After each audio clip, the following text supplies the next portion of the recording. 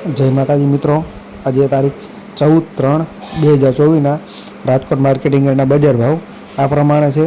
તો વિડીયોને લાઈક કરી દીજો અને આ વિડીયોમાં નવો હોય તો ચેનલ પણ સબસ્ક્રાઈબ કરી વાળજો.